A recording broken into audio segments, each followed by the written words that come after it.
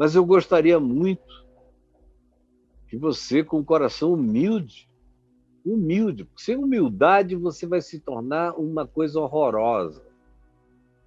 Você vai só saber o que eu estou ensinando, mas você não vai ter a beleza dessa prática, a verdade dessa prática, porque só com humildade você pode ser mestre. Um mestre sem humildade é um exator, é um cobrador de conhecimentos perversamente cobrados, é um arrogante, se torna um soberbo, se torna, portanto, um anti-evangelho ambulante, se torna alguém horroroso, horroroso. Sem humildade e um coração quebrantado, todo saber sataniza. Sem humildade e um coração quebrantado, todo saber sataniza. Guarde isto. Sem humildade e um coração quebrantado, todo saber sataniza. Eu estou falando aqui de qualquer saber, mas sobretudo do saber acerca dos oráculos de Deus, do Evangelho de Jesus. Saber isso sem um coração quebrantado e humilde sataniza. Então se diz, ora, todo aquele que se alimenta de leite ainda é inexperiente na palavra, no Evangelho, na justiça de Deus, que excede a dos escribas e fariseus. É uma eterna criança, vira um retardado mental. A gente não pode nem dizer é um filho especial que eu tenho, porque não é especial, não é uma condição intransponível.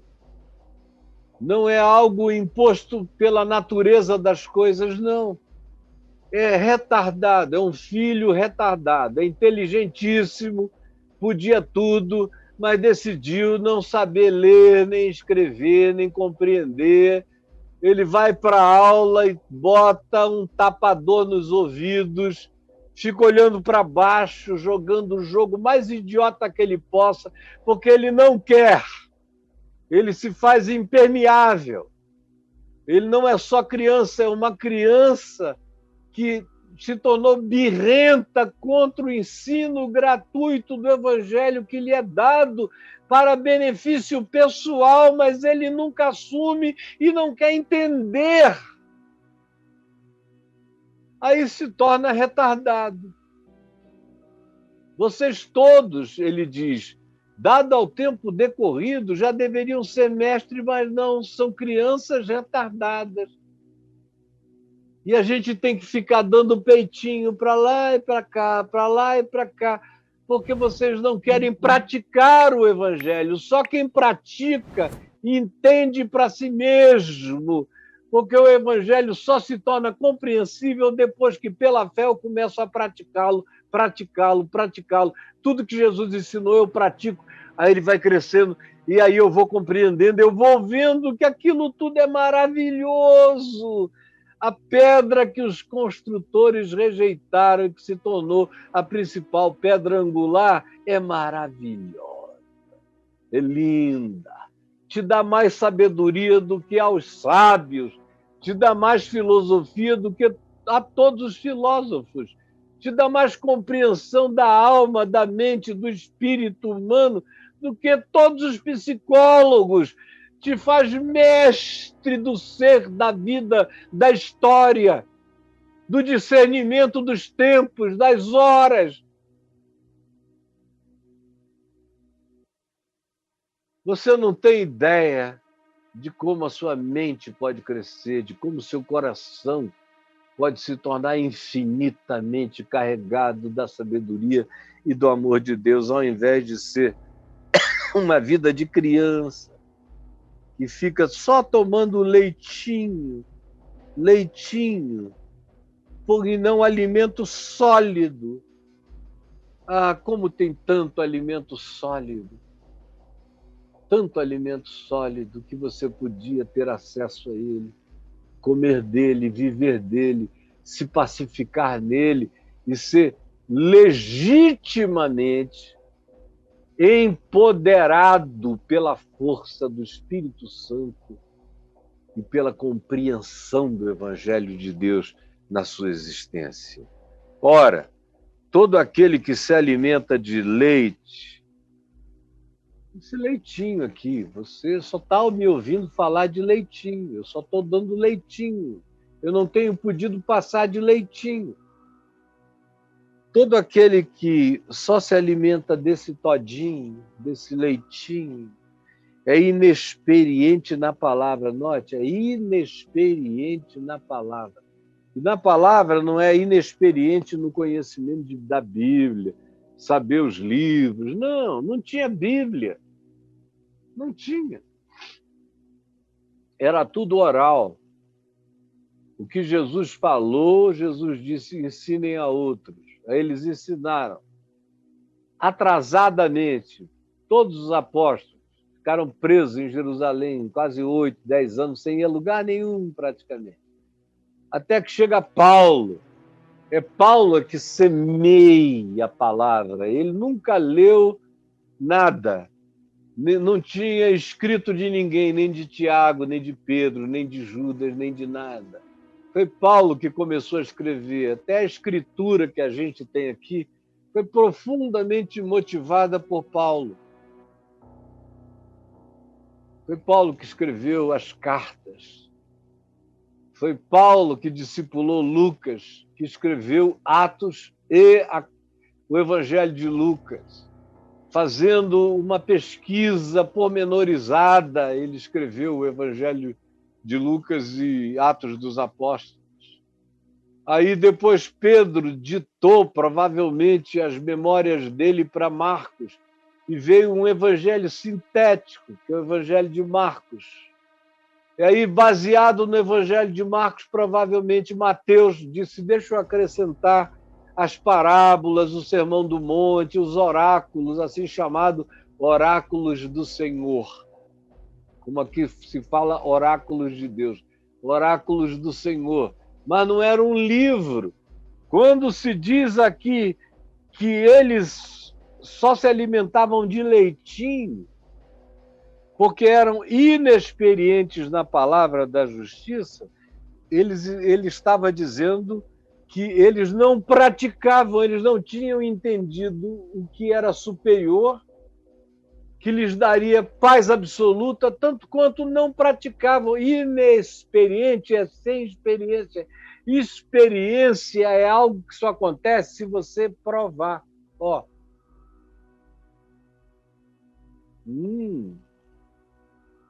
Eu estava inexperiente. Aqui, a Margarida trouxe e botou aqui ao lado. Eu estava tão empolgado falando que quase nem vi que ela entrar. Depois é que eu vi que estava aqui. E agora eu tive a primeira experiência. Experiência só bebendo, só sujando o bigode. Ó.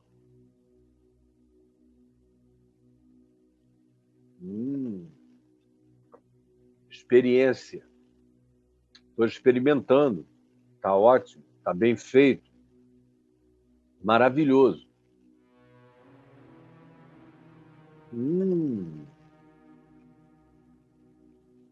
Experiente. Eu estou ficando experiente, já bebi a metade.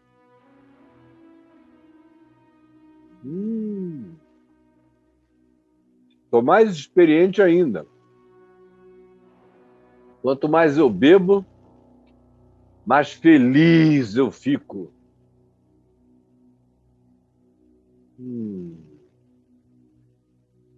Desculpe a demora. Tem o quê? 1 minuto e meio? 1 minuto?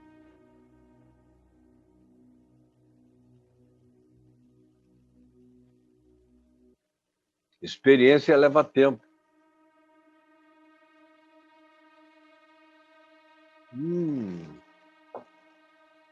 Não muito tempo. Olha aqui, ó. Se fosse uma menina aqui no meu lugar, tinha um lencinho aqui, mas o meu lenço acabou, eu não botei de volta, viu? Aí tem que fazer aquilo que a minha mulher na reprise vai dizer, não faça isso. Mas essa coisa aqui, ó, é a experiência. Ó, agora eu posso falar. Eu bebi tudo. Eu provei. É bom. É vida. É nesse sentido que se diz, vocês são inexperientes na palavra da justiça, que é a justiça de Deus, é o Evangelho. É o que Jesus ensinou para a gente praticar. É o que Jesus fez para a gente tomar posse pela fé e se pacificou. Se pacificar é o que ele ensinou para a gente praticar e ter resiliência, aprender resistência, coragem, força, energia, lucidez. Tudo isso vem da experiência de provar e de viver, de provar e de viver. Aí eu posso ser mestre, porque o que eu aprendo é a não arrogância, é o quebrantamento, é a gratidão e é o privilégio de, em tendo sorvido tudo, poder compartilhar o acesso a quem quer que queira. Mas o alimento sólido, que é aquilo que cada um aqui deveria aproveitar, e o alimento sólido, deixa eu dizer, não é esquisito. Tem muita gente aqui que sai daqui e vai procurar na internet um cara que esteja dizendo as maiores babuzeiras do mundo. É babugem, de onde vem a palavra babuzeira, é de babugem. Daquela coisa que se põe para o porco.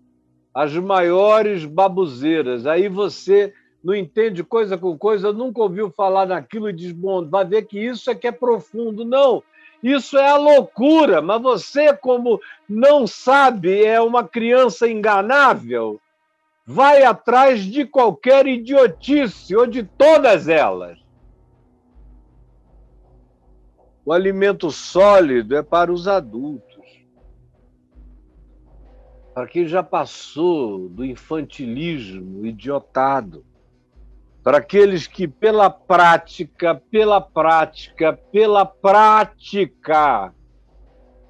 tudo no Evangelho é pela prática, é a fé posta em prática, é a prática que fortalece a fé, que se joga cada vez mais na prática, é um ciclo virtuoso e crescente.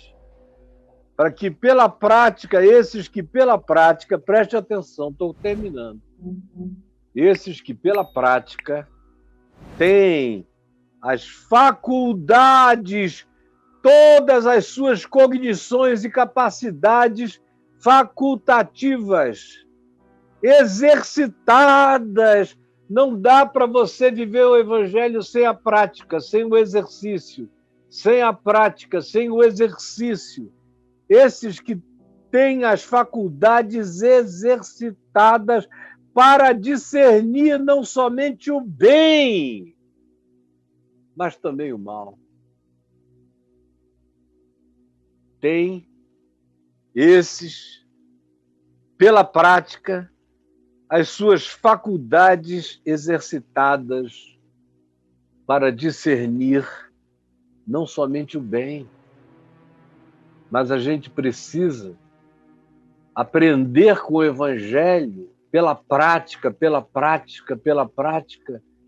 a discernir também o mal. Discernir o bem para escolher o que é bom. E os que não estão enganando e nem falsificando o Evangelho e nem oferecendo apenas um leitinho,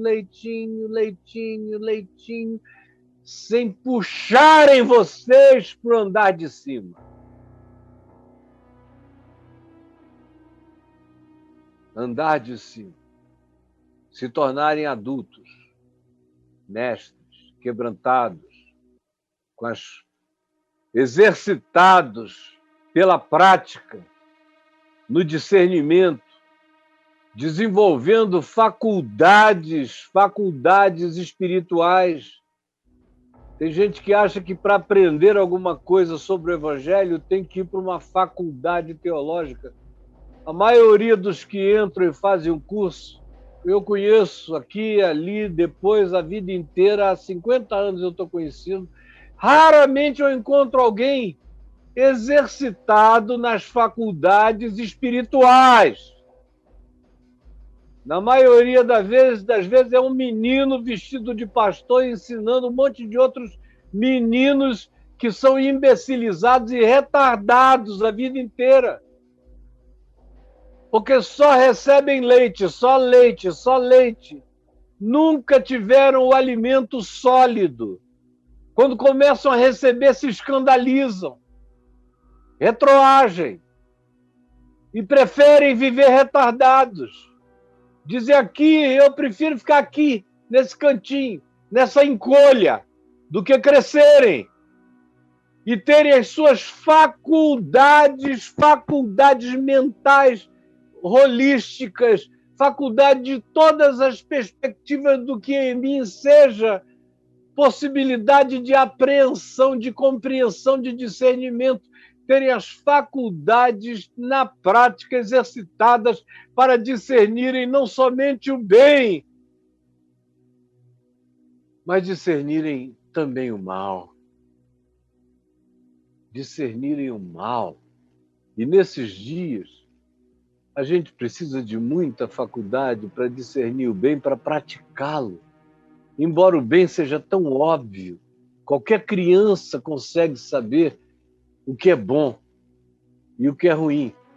Mas aqui não se diz apenas que a gente consegue fazer uma diferenciação entre bem e mal. Aqui se usa a palavra discernir. Discernir não somente o bem, mas até o bem precisa ser discernido. Porque existem males vestidos de bondade, discernir o bem. E discernir também quando o bem não é adoecedor, porque esteja sendo praticado fora da saúde da fé. Todo bem praticado, como diz Paulo escrevendo a Tito, sem a saúde da fé, o Paulo diz, ensina-os a serem saudáveis na fé. São pessoas legais, Paulo diz, são bons, mas não são saudáveis. É preciso discernir o bem para ajudar a gente boa a não ficar doente de bondadismo e de outras coisas semelhantes. Discernir não somente o bem, mas discernir também o mal. O mal que vem com cara de anjo de luz, como Paulo diz aos Coríntios. Anjos de luz, ministros de justiça, vêm dizendo que vão ministrar justiça. Vêm como apóstolos, mas Paulo diz que são falsos apóstolos. Vêm como profetas, e Jesus disse que eles viriam em abundância, mas seriam falsos profetas. Vêm como ideologia salvadora, mas são mentiras.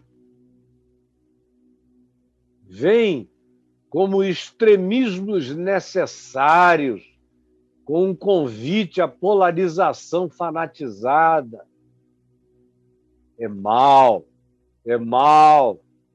e a maioria não sabe discernir, pendulam de um lado para o outro. Estamos numa situação tão trágica que a própria igreja, no ocidente da Terra, se tornou o pior dos lugares. Espiritualmente falando, seco. cheio de lágrimas, de choro sem lágrimas.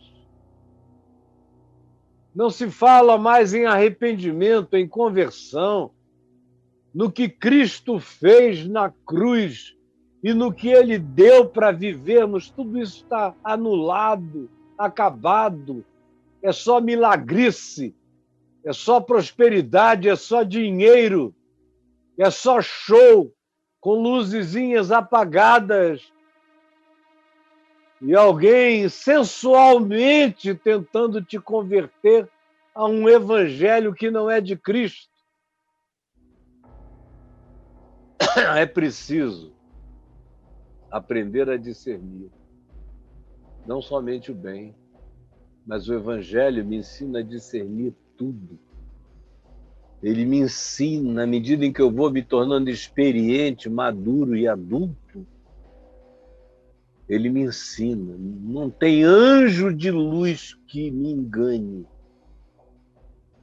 Não tem apóstolo que me emocione, nem profeta, nem evangelho que me empolgue, se não for o evangelho de Jesus, esse que você ouve e aprende aqui. Se não for anjo do Senhor, que eu discerno, ele pode vir cheio de luz, mas eu sei se ele é demônio ou se ele é anjo de luz. Pode vir, não tem profeta nenhum chega para mim, porque ele sabe que eu os atravesso e os decido.